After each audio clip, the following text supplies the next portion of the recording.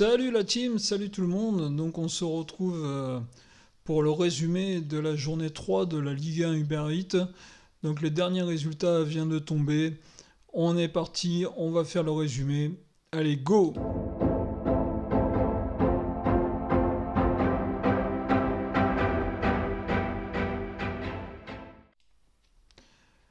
Allez, on démarre tout de suite avec les matchs à venir pour cette journée 3 de la Ligue 1. Donc, alors, on a Nantes qui reçoit Monaco. Ce match, c'était vendredi soir. C'était le match du vendredi soir.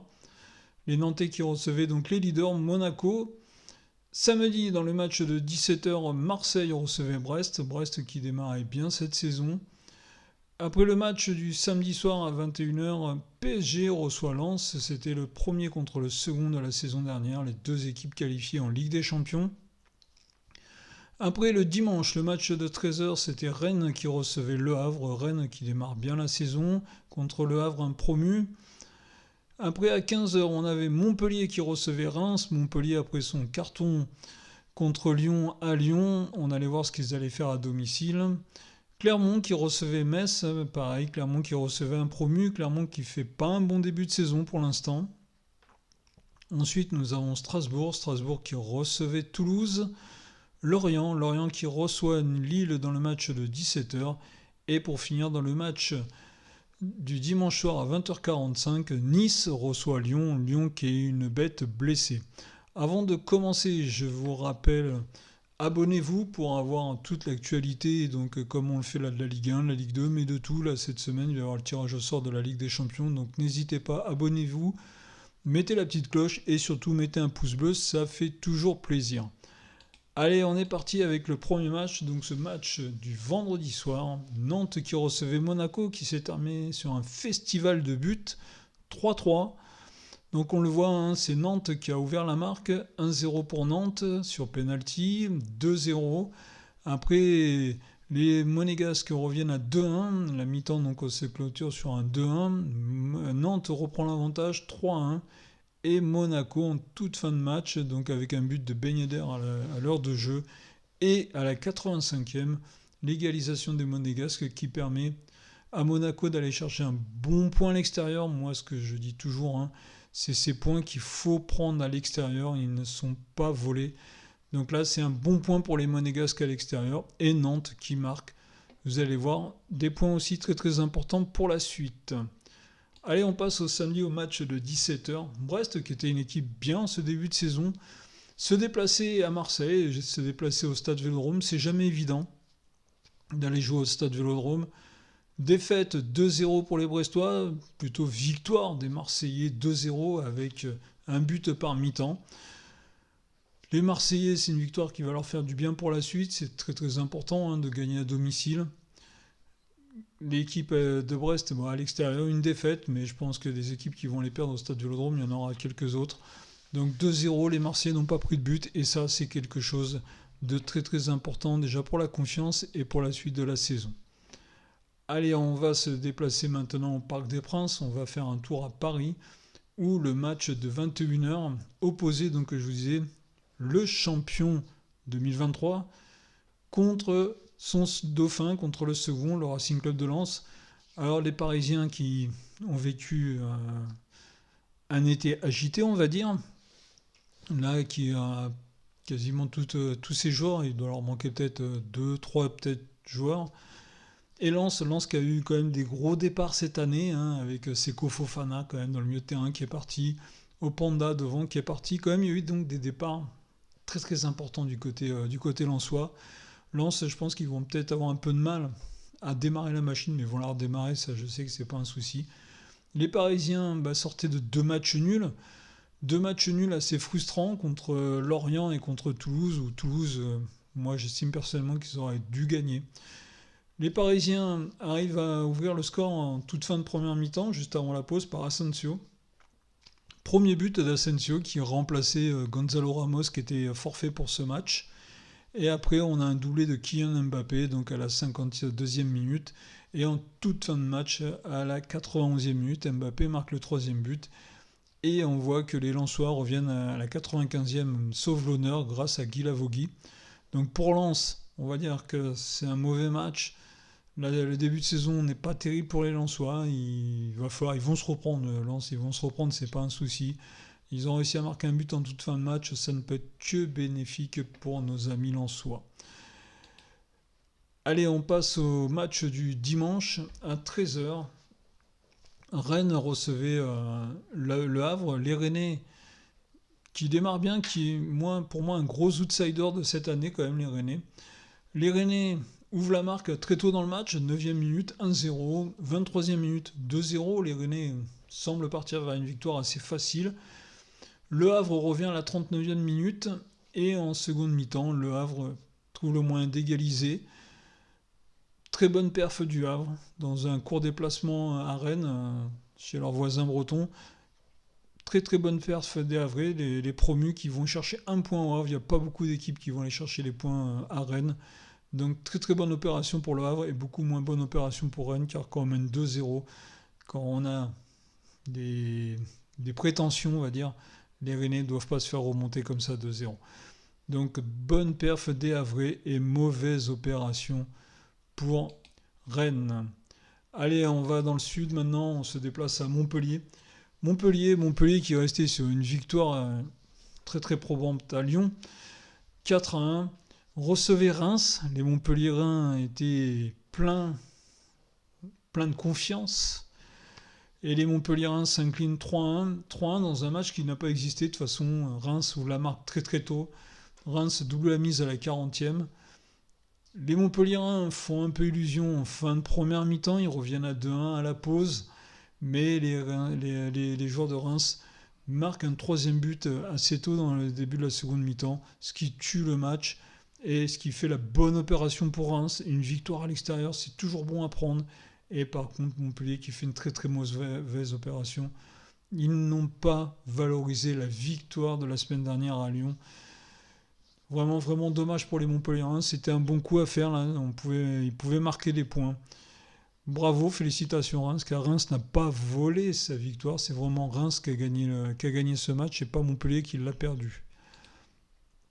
Allez, on va retourner un peu dans le centre de la France, à Clermont-Ferrand. L'équipe de Clermont Foot, mal en point ce début de saison, recevait donc un promu, le club de Metz.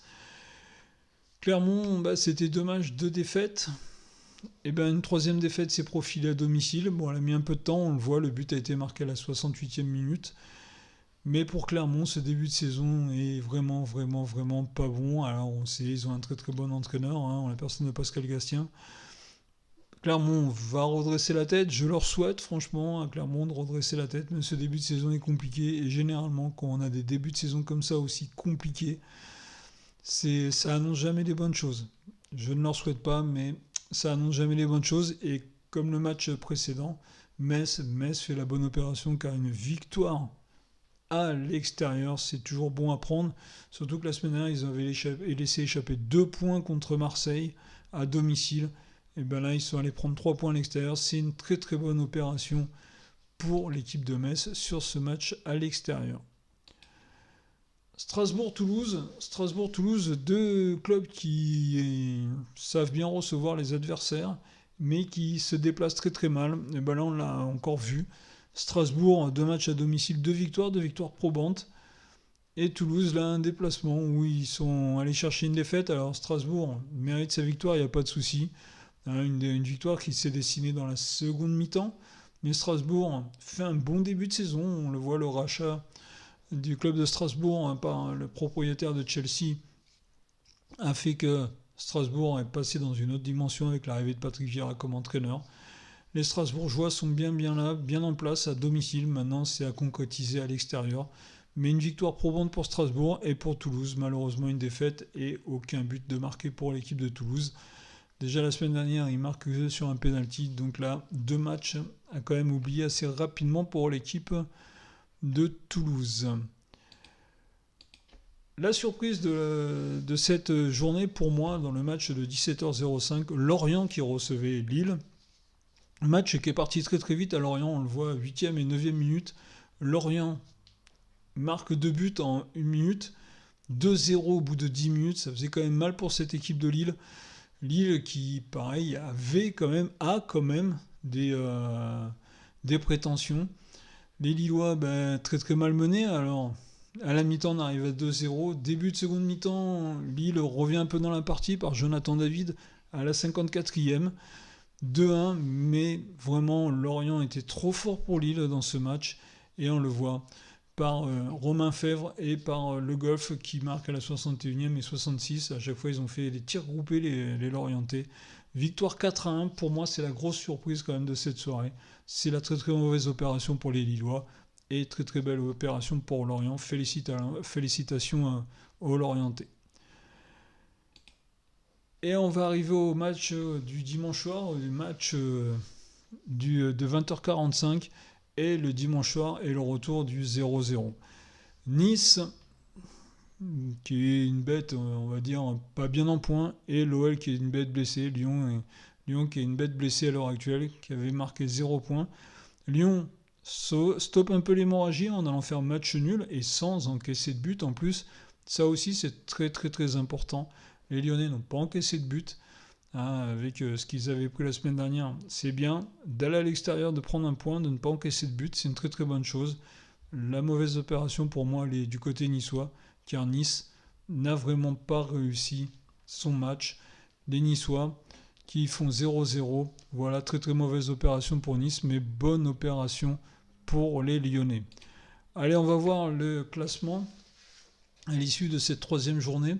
Le classement, ben, Monaco garde la première place. Les Monégasques, avec 2 victoires et un nul, ont 7 points, donc sont premiers, à égalité avec l'Olympique de Marseille. L'Olympique de Marseille, 2 matchs à domicile, 2 victoires. Un match nul la semaine dernière à Metz. Voilà, l'OM est aussi bien parti, bien lancé. L'équipe de Reims, 2 victoires avec 6 points. Tout est bien pour eux. Brest, malgré leur défaite à Marseille, ben, reste dans les 4 premiers avec 6 points. Strasbourg, avec 2 victoires à domicile. Les Strasbourgeois avec 6 points sont 5e pour l'instant. 6e Rennes. Rennes a perdu 2 points. Pour moi, Rennes a perdu 2 points. Elle aurait dû être à la hauteur de Monaco et Marseille. Lorient avec sa belle victoire contre Lille, arrive à la 7e place. Le PSG avec sa première victoire de la saison arrive à la 8e place. Ils sont actuellement au milieu du tableau avec 5 points. Montpellier, avec sa défaite à domicile, les Montpelliérains sont 9e avec 4 points. Lille, avec sa défaite importante à Lorient, les Lillois sont 10e avec 4 points. Toulouse, avec son match nul, avec sa défaite plutôt, à Strasbourg, ils sont 11e avec 4 points aussi. Metz, les Messins avec leur victoire, qui les met avec 4 points. Metz qui avait besoin de cette victoire. Metz, donc 12e avec 4 points. Nice avec son match nul. Nice avec 3 points. Le Havre, les Havrais avec le point arraché. Les Havrais, ils arrivent avec 2 points. Ils sont 14e avec 2 points. Les 15e Nantes qui aurait pu arracher une victoire contre Monaco. Ils auraient dû même si Monaco actuellement tourne très très bien. Les Nantais sont 15e avec 1 point. Lyon qui glane son premier point, c'est important, et Lyon sont 16e actuellement.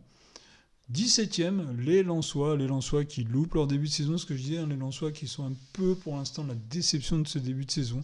Mais les Lensois ont quand même perdu beaucoup de joueurs lors de cette intersaison, de joueurs importants. Et Clermont, actuellement 18e, Clermont 3 matchs, 3 défaites. Je souhaite à Clermont franchement de le redresser la tête, de repartir de l'avant, car c'est un club qui le mérite avec son entraîneur et ses joueurs.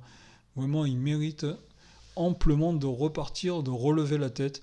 Donc voilà, on vient de faire le point sur cette troisième journée. Alors, on a vu un peu tout. On a vu que Monaco-Marseille occupe les 2 premières places. Première victoire probante du PSG quand même, il faut le noter. Avec la victoire de Marseille, vraiment les 2 gros clubs français, belle victoire. On a vu Lyon, ce n'est pas beaucoup mieux, mais ils ont stoppé l'hémorragie.